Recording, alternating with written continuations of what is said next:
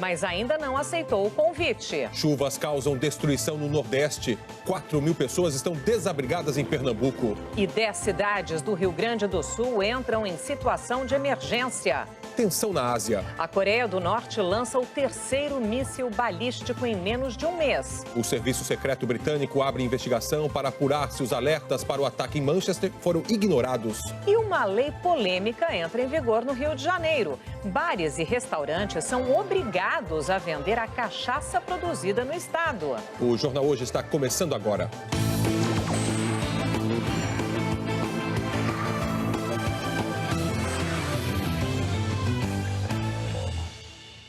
A gente começa a edição desta segunda-feira do Jornal Hoje com as notícias de Brasília. A data da posse do novo ministro da Justiça, Torquato Jardim, ainda não foi marcada. Ele vai assumir o cargo no lugar de Osmar Serralho, do PMDB, que ainda não confirmou se vai aceitar o convite para o Ministério da Transparência, Fiscalização e Controle. É o que a gente vai ver na reportagem da Joconda Brasil, de Brasília. Torquato Jardim se reuniu hoje cedo com assessores no Ministério da Transparência, pasta que ele está deixando para assumir o Ministério da Justiça. O convite para a Justiça foi aceito ontem, depois de uma reunião com o presidente Michel Temer no Palácio do Jaburu. Torquato Jardim é visto dentro do governo como uma pessoa com bom trânsito no judiciário. Poderia melhorar a interlocução do governo nos tribunais às vésperas do julgamento da ação que pede a cassação da chapa Dilma Temer no TSE. Mas o fator principal para a mudança é que ele também é avaliado como alguém que pode ter mais controle sobre a Polícia Federal. Depois de anunciado como novo ministro da Justiça, Torquato Jardim disse que vai ouvir as demandas do presidente Temer e fazer uma avaliação própria sobre o ministério, ao qual a Polícia Federal é subordinada. A avaliação que inclui, segundo ele, a permanência ou não do atual diretor-geral da PF, Leandro Daiello. O novo ministro da Justiça já deu declarações críticas contra a Lava Jato. A nomeação dele foi recebida com desconfiança por parlamentares da oposição. Esse troca-troca de ministérios mal explicado não tem nada a ver com o interesse público. Tem a ver com o interesse do governo de se autoproteger. Entidades de classe também se manifestaram. Há muita especulação no meio político sobre se essa não seria uma saída mais rápida. Veja o que o presidente do TSE, ministro Gilmar Mendes, respondeu.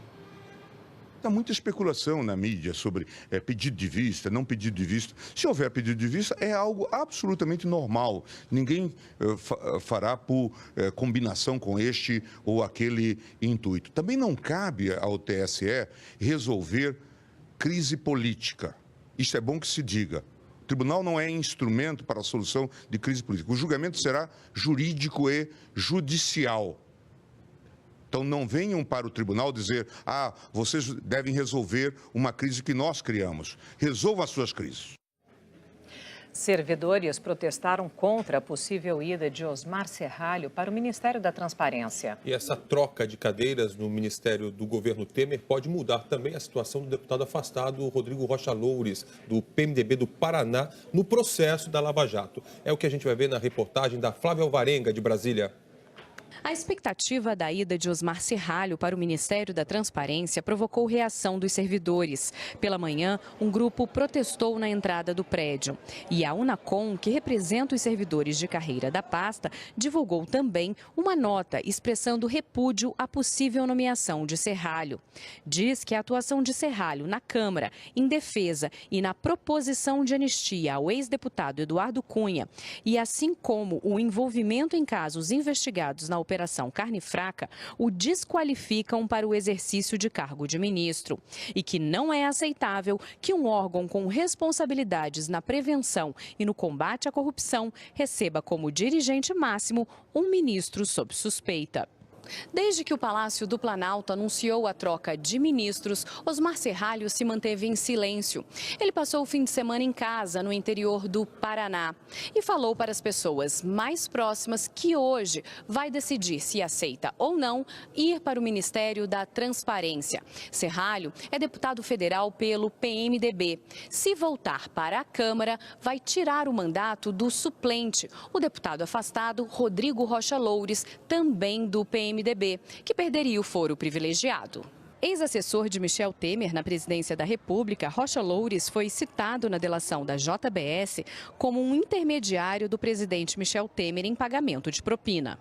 O empresário Joesley Batista disse em depoimento que Rocha Loures seria um interlocutor, uma pessoa de confiança de Temer. Nessas imagens, Rocha Loures foi flagrado na saída de um estacionamento depois de receber uma mala com R$500 mil em propina. A mala com o dinheiro só foi entregue à Polícia Federal na semana passada. Loures foi afastado do cargo no dia 18 de maio por uma decisão do Supremo Tribunal Federal. O gabinete dele está fechado. Todos os assessores foram exonerados. Rocha Loures perdeu a verba de gabinete e a cota para o exercício da atividade parlamentar, quase R$140 mil por mês. Mas a mesa diretora da Câmara manteve o salário de deputado de R$ 33.763 e o auxílio saúde. O Partido Rede protocolou uma representação por quebra de decoro parlamentar no Conselho de Ética. O pedido está aguardando análise do presidente da Câmara, Rodrigo Maia. Se Rocha Loures deixar de ser deputado, a investigação contra ele não sairá automaticamente do Supremo Tribunal Federal, porque faz parte do mesmo inquérito do senador afastado Aécio Neves, do PSDB, e do presidente Temer. As defesas de Temer e de Aécio já pediram para separar os casos. As apurações contra Rocha Loures só vão para a primeira instância se o Supremo decidir dividir o inquérito. A assessoria de Osmar Serralho disse que ele está viajando para Brasília e, por isso, sem possibilidade de contato. Nós não conseguimos falar com a defesa de Rodrigo Rocha Loures. Na República Dominicana, a polícia prendeu hoje políticos e empresários suspeitos de receber propina da Odebrecht. Por isso, a gente vai a Curitiba falar com a Ana Zimmermann, que está acompanhando tudo e tem as informações. Boa tarde, Ana. Nossa, lá na República Dominicana, né? Está repercutindo. Exatamente, Sandra. Pois é, foram as primeiras prisões relacionadas à propina paga pela Odebrecht na República Dominicana. Segundo agências internacionais, foram pelo menos 8 detidos. Entre eles, o ministro da Indústria e Comércio, Temístocles Montaz, e o ex-presidente do Senado, Andrés Bautista, que preside também o principal partido de oposição do país. Os jornais locais também destacam a prisão do ex-ministro de Obras Públicas, de um ex-deputado, um ex-senador e ex-presidentes da Companhia Elétrica e de Água Potável. Todos foram levados para o Palácio da Justiça, na capital Santo Domingo. A Odebrecht teria pago propina para conseguir contratos de obras de infraestrutura no país entre 2001 e 2014. A empresa já admitiu que pagou propina em 11 países. Na República Dominicana foram 92 milhões de dólares. A empresa já fechou um acordo de colaboração com a Procuradoria daquele país. E a República Dominicana é um dos 24 países que pediram ajuda à Força-Tarefa da Lava Jato no Brasil, Sandra. Ok, Ana, muito obrigada pelas suas informações. A Odebrecht tem reiterado que colabora com a justiça no Brasil e nos países em que atua. A empresa alega que já pediu desculpas públicas, assinou um acordo de leniência com as autoridades do Brasil, Estados Unidos, Suíça e República Dominicana e está comprometida em combater e não tolerar a corrupção. 15 municípios de Pernambuco decretaram estado de calamidade pública por causa da chuva forte dos últimos dias. Só na cidade de Ribeirão, na zona da Mata Sul, 4.000 pessoas estão desabrigadas. A reportagem é de Bianca Carvalho. Nos últimos 2 dias, choveu em Ribeirão mais do que a média esperada para todo o mês de maio. Com a chuva forte, subiu o nível dos rios Amaragi e Ribeirão, que cortam a cidade. A água invadiu as casas. Alguns bairros ficaram completamente ilhados. Esse aqui é o bairro Ferroviária, em Ribeirão. As pessoas tiveram que sair das casas, porque olha só até onde chegou o nível da água. E muitos moradores tiveram que se ajudar, como foi o caso de Erlon, que passou a noite inteira aqui, ó, levando e trazendo pessoas nesse barco, salvando muita gente. A gente não dormiu ainda, tiramos até animais do povo nesse barco, a gente tirou. Tirei muitos animais. E à noite sem energia. Hoje, mesmo com o nível da água ainda alto, alguns moradores voltaram para pegar roupas e mantimentos. Eu saí ontem, deixei as coisas, só que eu estou precisando de alimentação, as coisas, eu tive que vir buscar. Em Barreiros, o rio também transbordou. Com medo da enchente, moradores correram para tirar móveis e eletrodomésticos de dentro de casa. Ontem, o presidente Michel Temer se reuniu no Recife com o governador de Pernambuco, Paulo Câmara, e prefeitos de cidades do interior atingidas pelas chuvas. O presidente prometeu 600 milhões em ajuda emergencial. O trabalho para atender os desabrigados começou. Em Ribeirão, 5 escolas estão recebendo as famílias que tiveram que deixar as casas. Sabemos que tem 910 famílias desabrigadas, porém nos abrigos temos 112. Tem gente em casa de parentes, todo mundo está se dando as mãos para que a gente possa, aí unidos, sair dessa calamidade que realmente estamos passando. Muitos moradores ainda não sabem o tamanho do prejuízo que tiveram com as enchentes. Eu não sei como é que está a minha casa lá, não sei o que foi que eu perdi, sei não, nem abri. Só vou saber quando secar, né? Só vou saber quando secar. Aí fazer o quê, né? Olá, boa tarde. Estamos ao vivo falando aqui de Ribeirão. A situação aqui é muito difícil, gente, porque está sem aula nas 35 escolas. Ou elas estão em áreas de inundação, ou então estão servindo de abrigo para mais de 1.000 famílias que tiveram que deixar as casas. O fornecimento d'água aqui em Ribeirão foi suspenso, porque a estação de tratamento ela foi inundada e aí isso danificou todo o sistema, a Casa da Bomba. Então, não tem água aqui na cidade. 28 estradas, que não principais, as vicinais, estão interrompidas totalmente ou parcialmente. A gente tem imagens aí que fizemos do alto, né, do Globocop. E uma delas é essa estrada daqui, ó. Isso aqui é o distrito de Aripibu. Esse é o único acesso, gente, para o distrito de Aripibu. Passava carro, ônibus, caminhão, tudo passava aqui. Esse é o único acesso. Só que a força da água, isso aqui subiu tanto, a correnteza estava tão forte que arrastou um pedaço grande da ponte. Não tem mais nada, só dá para passar aqui andando e o pessoal perdeu tudo, né, amigo? Perdi tudo. Perdemos, né? Que eu falo em meu nome e em nome de toda a comunidade. Situação muito complicada. Todo mundo que está aqui está sem nada, gente. Evaristo, Sandra. Muito obrigado. Bianca Carvalho, obrigada pelas suas informações. Que situação lá, né?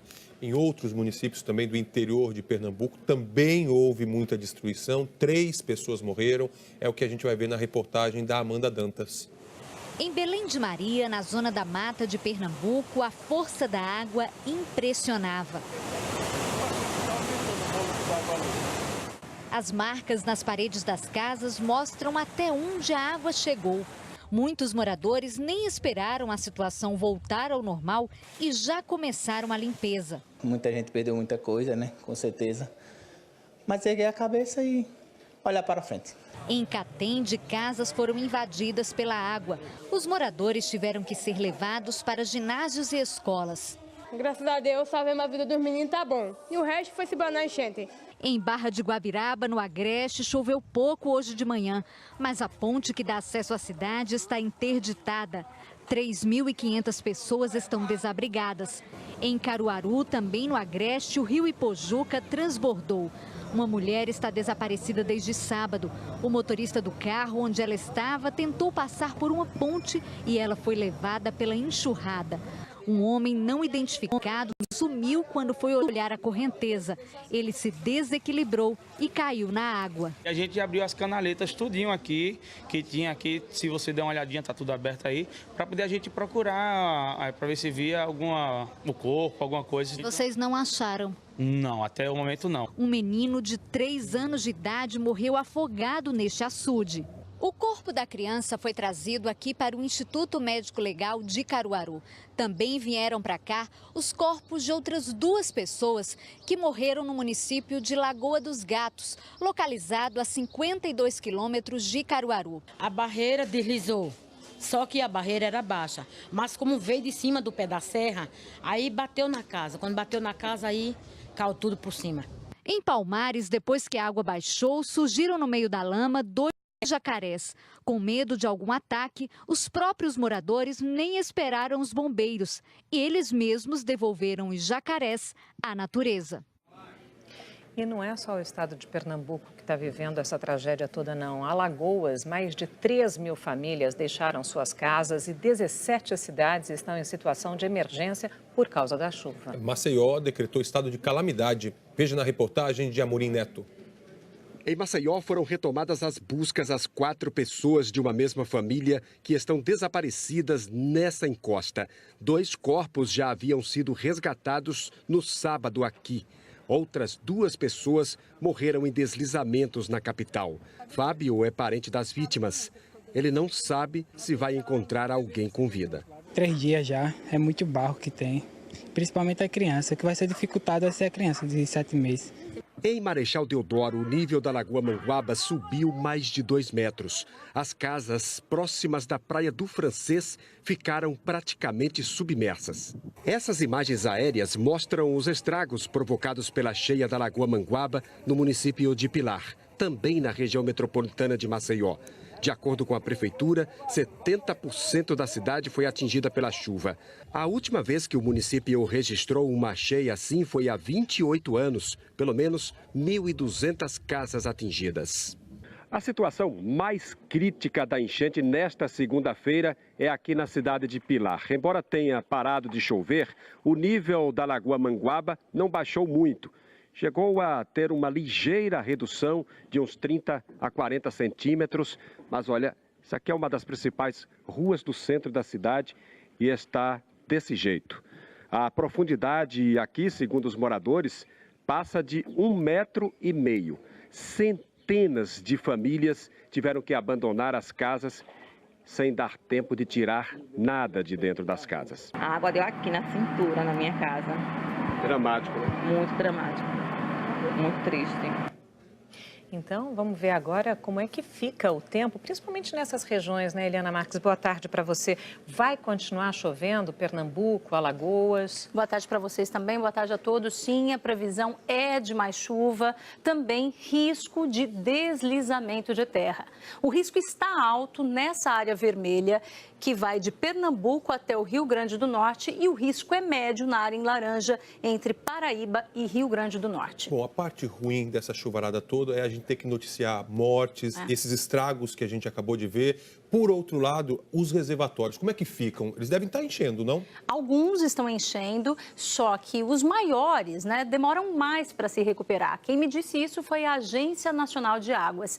Vejam a situação do Lago de Sobradinho, que é o maior reservatório do Nordeste. Ele está com um pouco mais de 13% do total. E a vazão dele já foi reduzida para a menor da história. Os açudes do semiárido estão com menos de 17% do volume total. E os que estão em situação mais crítica ficam nos estados de Pernambuco, Paraíba e Ceará. Até agora, 24 milhões de pessoas estão sendo atingidas em mais de 1.100 cidades. E essa área pintada aqui representa a região que está pior em termos de seca. 2017 já é o 7º ano seguido de seca lá no semiárido. Quer dizer, precisa de água nessa região, mas não em excesso, como a gente está vendo. Exatamente, e no local certo, né? Claro. Bom, falando de água, chuva, Rio Grande do Sul também está sofrendo. Tem cidade em situação de emergência por lá? Tem sim. Já são 10 cidades que decretaram situação de emergência no Rio Grande do Sul, mas 56 foram atingidas. Quase 1.000 pessoas estão com problemas, principalmente por causa da cheia dos rios.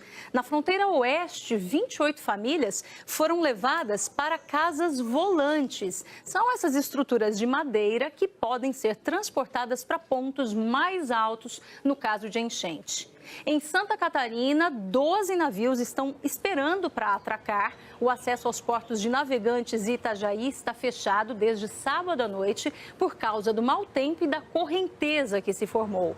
E em Florianópolis, essa mesma correnteza pode ter virado hoje o barco de 2 pescadores. Os bombeiros fazem aí essas buscas de helicóptero e, infelizmente, encontraram um dos desaparecidos, encontraram o corpo de um dos desaparecidos. E como é que fica o tempo no sul? Vai continuar chovendo e também nas outras partes do Brasil? Sim, ainda tem previsão de chuva no sul. Agora à tarde, no Rio Grande do Sul, em grande parte do estado, o tempo já abre, mas pode chover em Santa Catarina e no Paraná. Tem previsão de mais chuva também nessa faixa próxima do litoral, no Nordeste, né? E também ainda em grande parte da região norte. Agora, continua sem chuva no interior do Nordeste. Também aqui em parte do Centro-Oeste, inclusive no Distrito Federal e também no Sudeste do Brasil.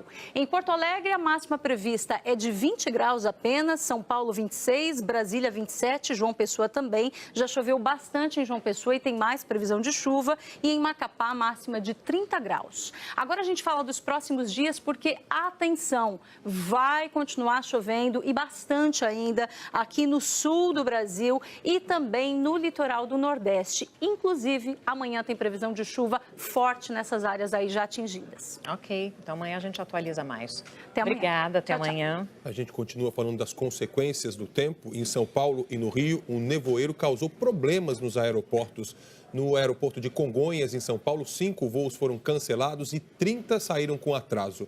No aeroporto Santos Dumont, no Rio, 44 voos foram cancelados e 14 atrasaram. No fim da manhã, a situação se normalizou. Foram abertas hoje as inscrições para o SISU, Sistema de Seleção Unificada para as Escolas Públicas de Ensino Superior. São quase 52 mil vagas em todo o Brasil. Só pode concorrer o aluno que fez o último Enem e não tirou 0 na redação, hein? As inscrições são de graça e vão até essa quinta-feira, dia 1º de junho. Na nossa página na internet você tem todas as informações. Mais de 13 mil crianças ficaram sem aula hoje de manhã por causa de operações policiais em favelas do Rio. As áreas mais afetadas ficam no Complexo da Maré, em Bom Sucesso, na Zona Norte, e na favela da Vila Kennedy, em Bangu. Os alunos estavam na aula na hora do confronto entre policiais e traficantes. É tensa a situação nos bairros próximos à região conhecida como Cracolândia, em São Paulo. Os usuários se espalharam por várias ruas e os comerciantes, claro, estão com medo de abrir as portas. A reportagem é de Patrícia Falkowski. Faz uma semana que a situação na região Praça Princesa Isabel, no centro de São Paulo, só piora. A cada instante tem mais usuários, tem mais barracas e mais drogas. Essa legião de viciados em crack começou a vir para cá depois da ação que acabou com a feira de drogas na rua Helvétia, região que ficou conhecida como Cracolândia.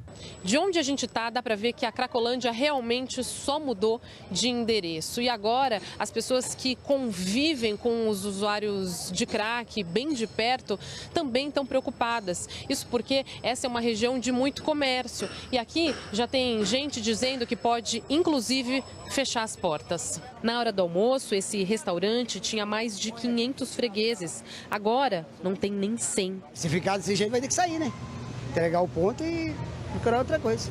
Desde a semana passada, a situação na Cracolândia vem sendo discutida também na Justiça. A Prefeitura queria uma autorização para internação compulsória, isso é, a força de quem estivesse em situação de drogadição. A Justiça de Primeira Instância autorizou apenas que agentes de saúde levassem os usuários de forma compulsória para uma avaliação. A internação continuaria dependendo de uma autorização judicial. Mas ontem o Tribunal de Justiça suspendeu a decisão que permitia esse tipo de abordagem. O Ministério Público diz que não é o usuário que tem que ser levado à força para avaliação. O que a lei prevê é a busca ativa com o médico e com o enfermeiro, que vão até aquela pessoa e avaliam a situação daquela pessoa. Se ele está em surto, tem que ser levado para o hospital geral, para sair do surto. Se ele está com problema de pneumonia, tem que ser tratado. A Prefeitura disse que fez mais de 1.100 abordagens no fim de semana. Mais da metade recusou o atendimento. Foram feitas 59 internações voluntárias. A Prefeitura disse que vai recorrer da decisão do Tribunal de Justiça de São Paulo. 30% aproximadamente das pessoas que estão aí nessa situação de dependência, que estavam dentro da Cracolândia, são pessoas que têm problemas psiquiátricos. E uma parte de 1/3 dessa parte é que pode ter esse problema mais crítico, que deveria ter essa necessidade. Mas a grande maioria, mais aproximadamente 90% desses dependentes, não se tratam de internação compulsória e o trabalho continua, é um grande desafio e a gente tem que continuar trabalhando. Hoje cedo, representantes do Conselho Nacional de Direitos Humanos e da Defensoria Pública estiveram na antiga Cracolândia para ver de perto a situação. Bem perto dali, no novo ponto dos usuários, na região da Praça Princesa Isabel, tem pouca coisa funcionando. E quem está trabalhando deixa as portas meio fechadas para não chamar a atenção. Nossa equipe de reportagem foi hostilizada quando entrevistávamos comerciantes. Vândalos quebraram nosso carro e roubaram objetos pessoais. Não tem mais gente na rua, sumiu, desapareceu, não vê mais. A gente espera melhora, né? Se melhorar, mas acho que está difícil.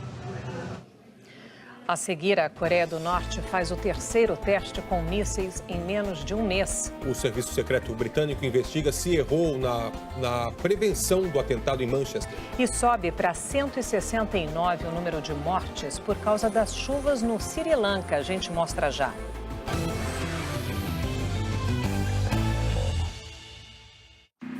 Imagina se na hora de comprar um carro você pudesse percorrer o país para encontrar a melhor oferta de todas. A Chevrolet aceitou o desafio e fez isso por você.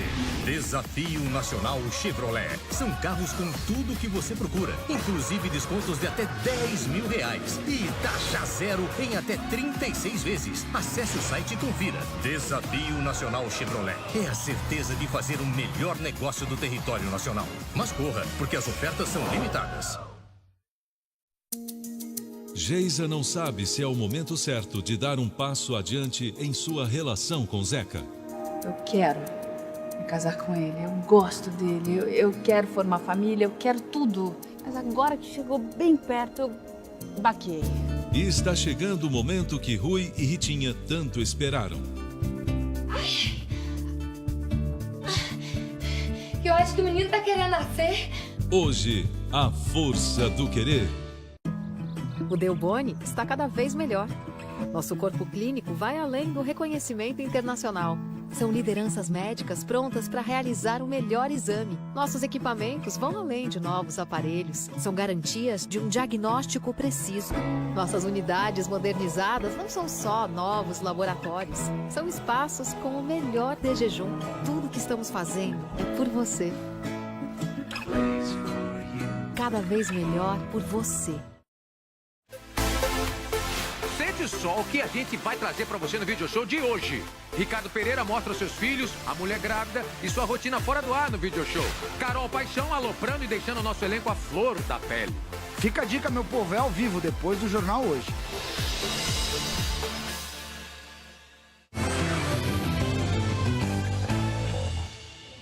A Coreia do Norte lançou mais um míssil balístico, terceiro em menos de um mês, num sinal de que o país acelerou o ritmo de lançamentos, né? Nós vamos até Nova York para falar sobre esse assunto com a nossa correspondente, a Sandra Coutinho. Sandra, olá, muito boa tarde para você. Mais uma vez é a Coreia do Norte desafiando uma resolução da ONU, né?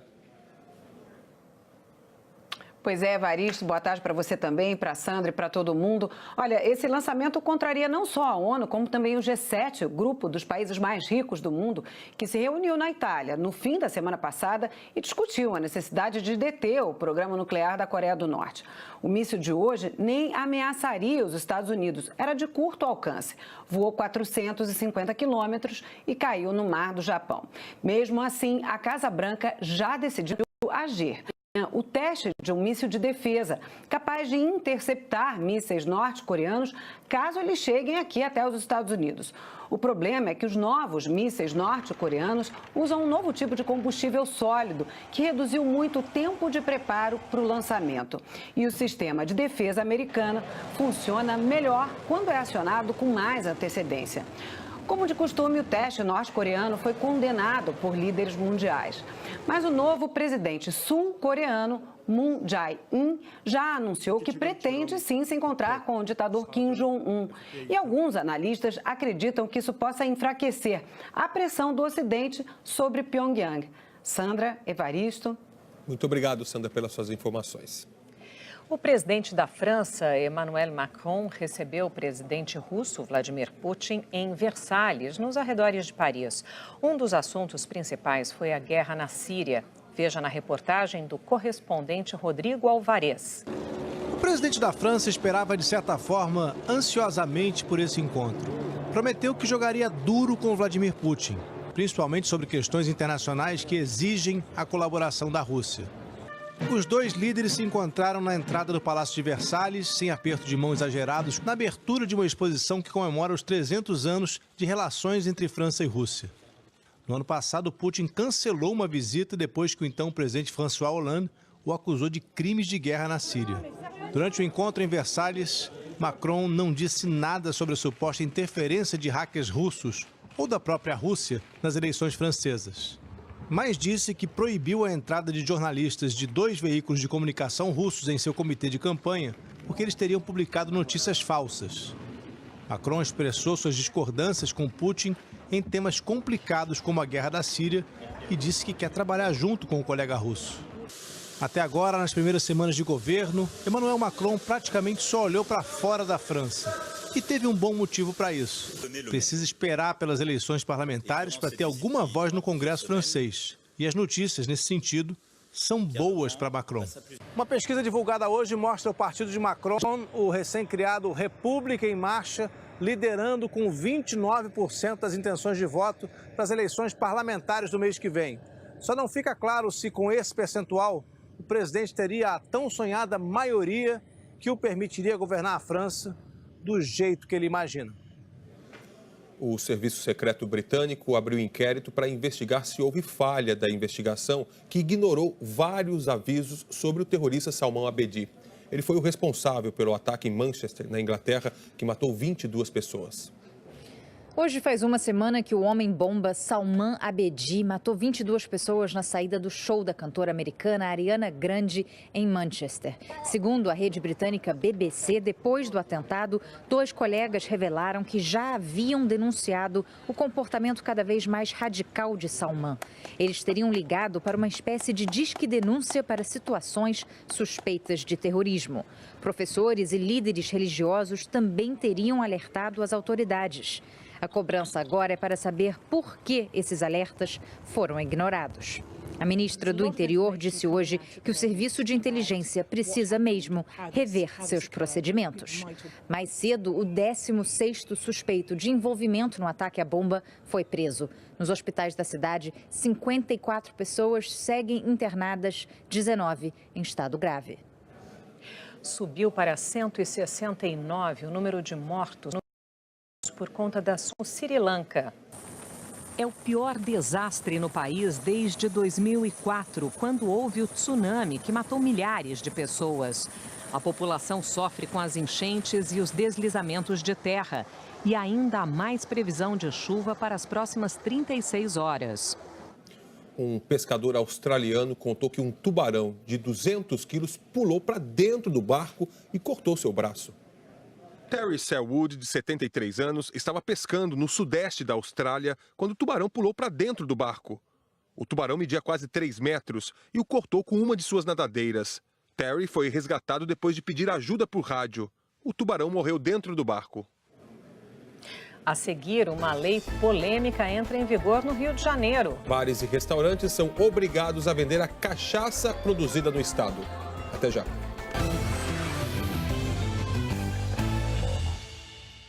O projeto Dom Luiz Guanella, de Canela, Rio Grande do Sul, é um dos projetos apoiados pelo Criança Esperança. As crianças estão aqui dentro para ter um aconchego, né? Que geralmente não é o que elas têm em casa. Elas precisam de uma atenção, elas precisam de um carinho. E aqui dentro elas têm tudo isso. Elas têm alimento, elas têm as oficinas que não precisam ser pagas. Em 2007 eu fui aluno da instituição e eu vim para cá mesmo porque eu não tinha condições de pagar. Em casa era uma coisa e vir para cá era totalmente diferente, sabe? Amigos, professores que te ajudavam, se tinha algum problema fora daqui, te davam conselhos e faziam se sentir valorizado, né? E hoje eu tô aqui, né? Voltei como professor, estamos aí dando aula. Criança Esperança, uma parceria Globo e Unesco, uma campanha de milhões de brasileiros. Apoie o Café Três Corações. Deixe o sabor apaixonar você. Conversa boa só se for em um lugar bacana.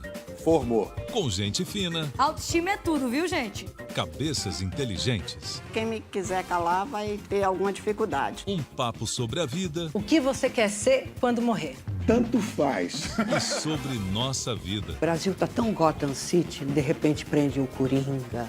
Aí vai presa a mulher gato. Haja Batman, né? Hoje, depois do Jornal da Globo, Conversa com Bial.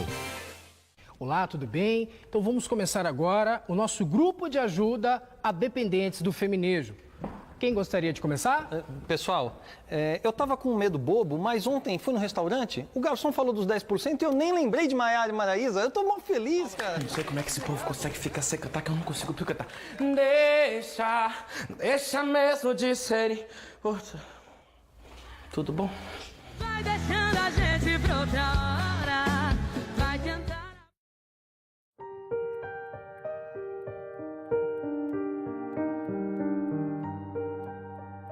Eu também quero prestar minha homenagem pro Dr. Arnaldo.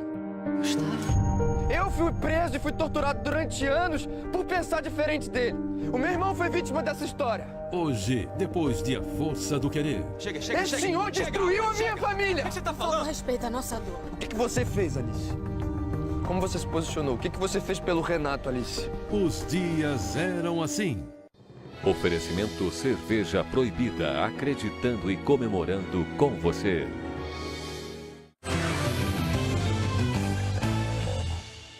Já está em vigor no Rio uma lei que obriga bares e restaurantes a vender a cachaça que é produzida no estado. O Rio é um dos maiores consumidores da bebida. É o que a gente vai ver na reportagem da Mônica Sanches. Na Assembleia Legislativa do Rio, projetos importantes para a recuperação econômica do estado, cheio de dívidas, aguardam votação. Mas tem um setor que já ganhou uma lei só para ele, a lei da cachaça. A intenção é estimular o consumo das aguardentes produzidas nos alambiques fluminenses. Bares e restaurantes que vendem bebidas destiladas, como vodka e uísque, devem ter no cardápio pelo menos 4 tipos de pinga produzidos no estado, informando o município de origem. Esse projeto, o sentido dele é isto, primeiro, valorizar o produto que é nosso. Segundo, nesta valorização significa uma contribuição efetiva para a economia do estado do Rio de Janeiro. E quem for flagrado numa fiscalização desobedecendo a lei da cachaça aqui no Rio será punido. O dono do estabelecimento vai ficar sem benefícios concedidos pelo governo, como anistia de dívidas, empréstimos e renúncia fiscal. Neste bar, que vende mais de 100 tipos de cachaça, a lei já é cumprida. Mas a situação de 11 mil estabelecimentos da capital é bem diferente, segundo o Sindicato dos Bares e Restaurantes. No momento que os estabelecimentos estão lutando para manter os empregos, suas atividades. E eu acho que os alambiques do estado do Rio de Janeiro já têm altíssima qualidade, têm reconhecimento. Vários bares têm cartas com mais de 100 cachaças artesanais do Brasil inteiro, muitas delas do estado do Rio. Então a gente acha esse tipo de proposta desnecessária e vem num péssimo momento. Os donos de bares e restaurantes acham que a nova lei não vai incentivar o aumento das vendas. Você vai pegar um barzinho pequeno, um boteco, que tem a cachaça dele de venda, ele botar outras cachaças, com certeza vai ficar na prateleira lá e não vai vender. Não é isso que vai fazer a cachaça vender. Já entre os fregueses, a lei é bem-vinda e não é difícil encontrar quem queira ajudar os produtores do estado com muito prazer. Tem muita cachaça boa em todo estabelecimento. Vamos ajudar, né? Você acompanha outras notícias no Jornal Nacional. Uma ótima tarde para você. Amanhã a gente se vê. Para rever alguma reportagem do Jornal Hoje, é só acessar o Globoplay. Boa tarde, um ótimo começo de semana e até amanhã. Mas ainda não aceitou o convite. Chuvas causam destruição no Nordeste. 4 mil pessoas estão desabrigadas em Pernambuco. E 10 cidades do Rio Grande do Sul entram em situação de emergência. Tensão na Ásia. A Coreia do Norte lança o 3º míssil balístico em menos de um mês. O Serviço Secreto Britânico abre investigação para apurar se os alertas para o ataque em Manchester foram ignorados. E uma lei polêmica entra em vigor no Rio de Janeiro. Bares e restaurantes são obrigados a vender a cachaça produzida no estado. O Jornal Hoje está começando agora.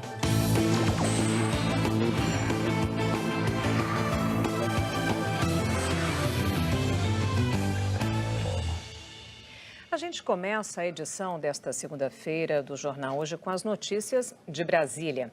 A data da posse do novo ministro da Justiça, Torquato Jardim, ainda não foi marcada. Ele vai assumir o cargo no lugar de Osmar Serralho, do PMDB, que ainda não confirmou se vai aceitar o convite para o Ministério da Transparência, Fiscalização e Controle. É o que a gente vai ver na reportagem da Joconda Brasil, de Brasília.